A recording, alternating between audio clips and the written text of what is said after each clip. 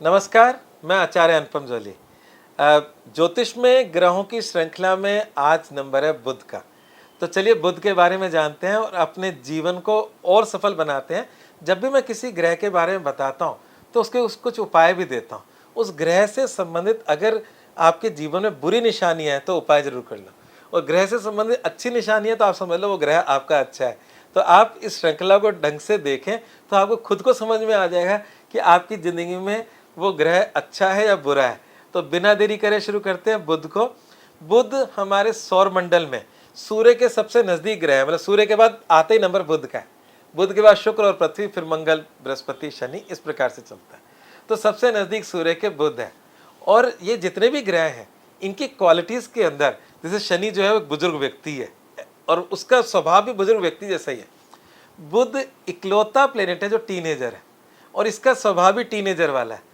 आपको मज़ेदार बात बताता हूँ, बुध को पूरा बताऊँ उससे पहले आपको बताता हूँ। आपने देखा होगा कि पिछले 8-10 साल में एक नया प्रोफेशन शुरू हुआ और बड़ी इंडस्ट्री में बहुत आगे बढ़ गया, जो पहले शायद इसकी कोई वैल्यू नहीं समझता होगा, और वो था चुटकुले सुनाकर पैसा कमाना। है ना। आपने देखा होगा बहुत सारे लाफिंग चैलेंज हो रहे हैं, टीवी पर आ रहे हैं, टीवी पे प्रोग्राम आ रहे हैं, कपिल शर्मा शो जैसे बहुत सारे आ रहे हैं, ये सब आपको हंसा रहे हैं। ये इन सब के जीवन में बुध का रोल है, इसलिए हंसा पा रहे हैं। जिसकी कुंडली में बुध का रोल नहीं होगा तो वो कुछ नहीं कर पाएगा। ये मैंने शुरुआत इसलिए की बुध की इंपॉर्टेंस बताने के लिए। बुध ज्योतिष में वाणी का कारक है। अब वाणी का कारक का मतलब यह है कि बुध हर उस व्यक्ति में है जो बोल के कमाता है, पहली चीज। तो संसार के जितने कंसल्टेंट हैं वो सब बुध के अंतर्गत आएंगे, ज्योतिषी बुध के अंतर्गत आएगा, और जितने सलाहकार हैं वो बुध के अंतर्गत आएंगे। क्योंकि ये टीनेजर है, हंसी ठट्टे का भी कारक है, तो इसलिए लाफिंग चैलेंज वाले सारे जो करियर बना रहे हैं वो सब भी बुध में है। जितने आरजे हैं जो आप रेडियो पे आप सुनते हो, रेडियो जॉकीज, ये सब बुध का करियर है। तो बुध का मतलब बोलकर कमाना, ये तो आप समझ गए। बुध हमारे जीवन के अंदर जो हमारी इंद्रियां हैं, जिसमें स्किन का कारक है स्पेशली, तो स्किन का कारक का मतलब यह है कि स्किन पे कोई भी चीज़ फील होती है, ठंडा, गर्म या कुछ भी, तो वो हमें फील करता है। अगर यही स्किन आपकी जीभ की हो तो वो टेस्ट बताता है, यही स्किन अगर नाक के अंदर हो तो वो सुगंध बताता है। तो सुगंध, टेस्ट, या हमारे हाथ पे किसी चीज़ का लगना, जैसे कभी होता है ना किसी चीज़ पे हाथ जाता है तो हमें एलर्जी हो जाती है। तो कहने का मतलब ये जो सेंसेस हैं इसमें बुध का रोल बहुत ज़्यादा है। तो बुध स्किन का तो कारक है, पर स्किन के द्वारा जो सेंसेस होते हैं उसमें इसका बड़ा रोल है। तो अगर आपका बुध अच्छा है तो चिंता करने की जरूरत नहीं है, पर अगर बुध बिगड़ा हुआ है तो आपको स्किन एलर्जी हो सकती है, आपको इन सब चीज़ों में मतलब एलर्जी की कुछ प्रॉब्लम्स हो सकती है। तो बुध को अच्छा करने का उपाय तो मैं बाद में बताऊंगा, है ना, और बहुत सारे सरल तरीके बताएंगे, पर अभी बुध को ढंग से समझते हैं। तो वाणी समझ में आ गया, आपको स्किन समझ में आ गया, और साथ में एलर्जी समझ में आ गई। बुध है लाइजनिंग का कारक। जितने लाइजनर है संसार में, लाइजनिंग करके कमा रहे हैं, सब बुध के अंदर है। बुध जनरल व्यापार का कारक है। तो बुध एक ऐसा टीनेजर है जो सब कुछ कर सकता है। तो बुध जो है वो शनि और सूर्य के बारे में तो आपने खूब सुना होगा कि जो सूर्य है वो शनि जो है सूर्य पुत्र है, परंतु ऐसा पुत्र है जो दुश्मन है। और बुध भी कहीं ना कहीं इन दोनों के बीच में सामंजस्य स्थापित कर सकता है। बुध एक ऐसा टीनेजर है, उसकी दोस्ती शनि से भी है, उसकी दोस्ती सूर्य से भी है, और वो उन दोनों के मध्य में मध्यस्थता करा सकता है। तो इसके लिए एक उपाय देता हूँ आपको, बड़े मजेदार बताता हूँ। जिसकी कुंडली में सूर्य शनि साथ है, पिता पुत्र में सुख की कमी हो जाती है, विचारों में तालमेल नहीं बनता, एक दूसरे से शत्रुता भी हो जाती है, कभी कभी मतभेद भी हो जाते हैं, मनभेद भी हो जाते हैं। तो ऐसे में पहले के ज़माने में क्या करते थे, बच्चे के जन्म के वक्त गुड़ बांटते थे और कांसे की थाली बजाते थे। ये उपाय था बुध का और सूर्य का, शनि का कहीं ना कहीं सामंजस्य बनाना। कांसा जो धातु है वो बुध के लिए मानी जाती है। हर ग्रह की एक धातु होती है, सूर्य की सोना, चांदी की चंद्रमा, तो ऐसी कांसा जो धातु है वो बुध की धातु मानी जाती है। और कांसे की थाली बच्चे के जन्म के समय बजाना एक बड़ा अच्छा ज्योतिषीय उपाय है जो आजकल हम भूल गए हैं। गाँवों में शायद आज भी ये प्रथा है। तो ये जो कांसा है, कांसे को मैं समझाता हूँ, आप सब समझ जाएंगे।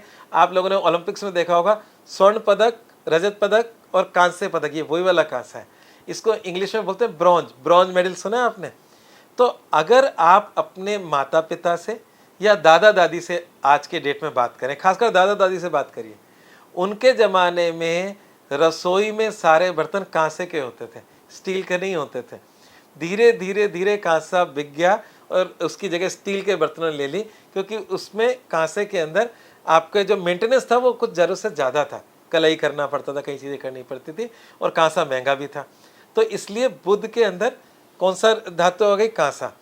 तो यहाँ पर कांसे की थाली बजाना बचपन मतलब पैदा होने पे बहुत अच्छा उपाय है। आगे बढ़ते हैं। बुद्ध जो है, मैंने बताया कि गणित का भी कारक है। जैसे लाइजनिंग है तो मैंने पढ़ाई के अंदर गणित का कारक है। बुद्ध अच्छा है तो आप अच्छे गणितज्ञ हो सकते हो। बुद्ध अच्छा है तो आप बैंकिंग सेक्टर में जा सकते हो। बुद्ध अच्छा है तो आप बहुत अच्छे वक्ता हो सकते हो। बुद्ध हर चीज़ में एग्जीक्यूशन करता है। जैसे गुरु अगर ज्ञान है और किसी को खूब ज्ञान है, परंतु बुद्ध अच्छा नहीं है, तो वो उसको बहुत अच्छे एग्जीक्यूट नहीं कर पाएगा, उसको कभी ज़्यादा अच्छे से एक्सप्लेन नहीं कर पाएगा। तो जब दोनों अच्छे हों तो व्यक्ति बहुत ही अच्छे से ज्योतिषी बन सकता है। ज्योतिषी बनने के लिए बुद्ध सबसे अच्छा प्लेनेट है, मैं पहले बता दूं आप लोगों को। गुरु और बुद्ध का कॉम्बिनेशन आपको ज्योतिषी बना सकता है। तो यहाँ पर बुद्ध जो है आपकी कुंडली के अंदर अगर कहीं भी बैठा हो तो उस घर के अंदर से थर्ड हाउस में बैठा है तो आपके दोस्तों की संख्या बढ़ा देगा, है ना, क्योंकि टीनेजर है तो उसकी अभिवृत्ति भी वैसी रहेगी।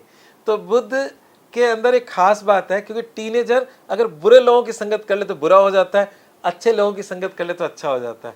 तो ज्योतिष में कहा है कि बुद्ध अगर मतलब पापी ग्रहों के साथ बैठा तो पापी की तरह एक्ट करेगा, अगर सौम्य ग्रहों के साथ बैठा है तो सौम्य ग्रह की तरह एक्ट करेगा। तो बुद्ध भी कुंडली कुंडली में अलग रिजल्ट देता है। और सूर्य के नज़दीक होने की वजह से जब आप अपनी जन्म पत्रिका देखेंगे तो आपको कुंडली में क्या दिखेगा? या तो सूर्य के साथ एक ही राशि में बुध बैठा है, या एक राशि आगे बुध बैठा है, या एक राशि पीछे बुध बैठा है। अगर इससे ज़्यादा दूर है तो कुंडली गलत है, मतलब किसी ने कुंडली गलत ही बनाई है, वो सही हो ही नहीं सकती। तो सूर्य के नज़दीक ही रहता है बुध।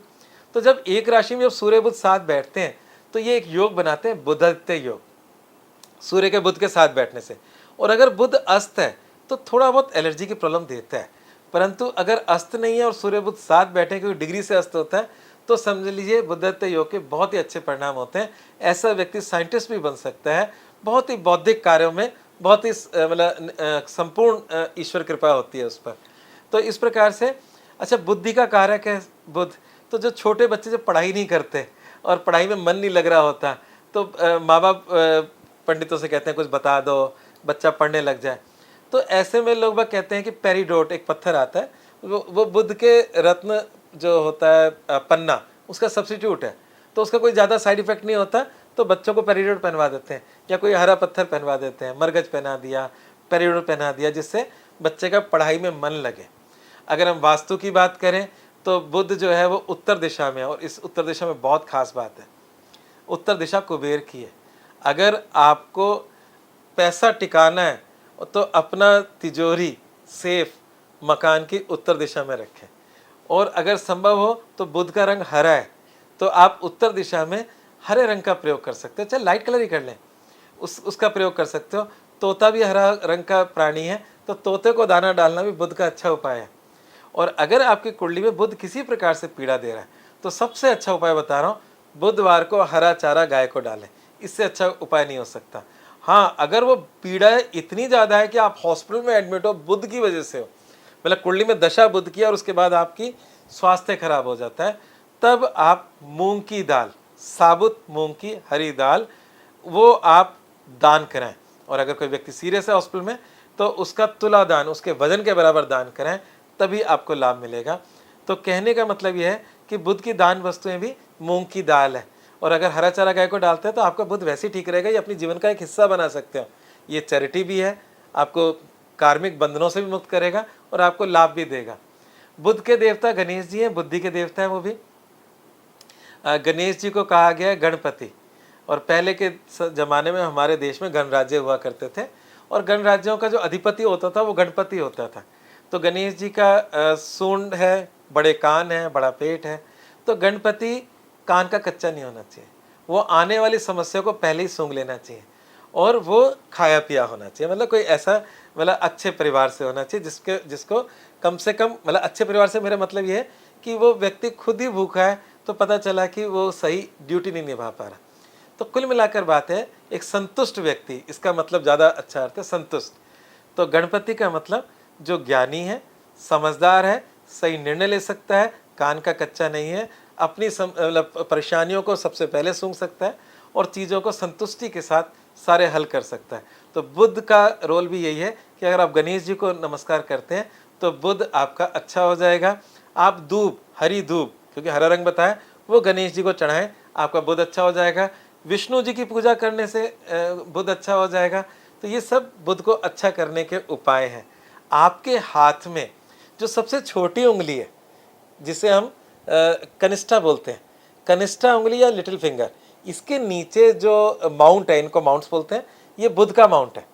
तो आपकी जो पन्ने की अंगूठी है वो इस उंगली में पहनी जाती है। तो पन्ने की अंगूठी गोल्ड के अंदर बनवा के, अगर आपकी कुंडली में बुध अच्छा है तो इसको पहनना चाहिए। कन्या राशि में बुध उच्च का होता है, मीन राशि में बुध नीच का होता है। और इसके लिए मिथुन और कन्या दो राशि हैं, पर कन्या राशि को बहुत पसंद करता है क्योंकि उसकी स्वय राशि भी होती है, मूल त्रिकोण राशि भी होती है, उच्च राशि भी होती है, डिग्री के हिसाब से अलग अलग उसका प्रभाव हो जाएगा। तो कन्या उसकी बहुत पसंदीदा राशि है। अगर बुध कन्या राशि में तो आपको बहुत लाभ देगा। बुध ग्रह नपुंसक ग्रह है। कभी कभार बुध की जो दोनों राशियां हैं, कन्या और मिथुन, वो डबल स्वभाव बताती हैं।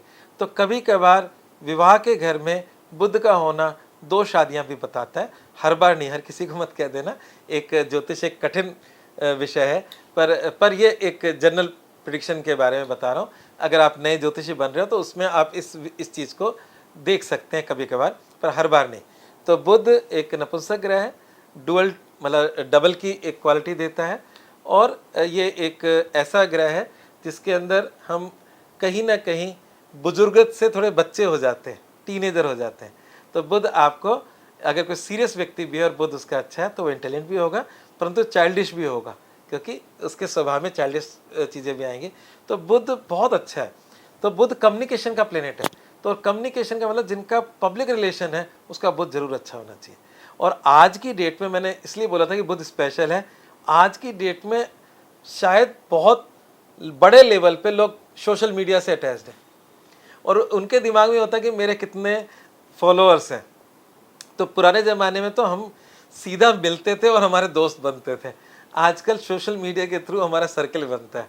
तो आज का सोशल मीडिया भी बुध से गवर्न है, क्योंकि बुध कनेक्टिंग पीपल है।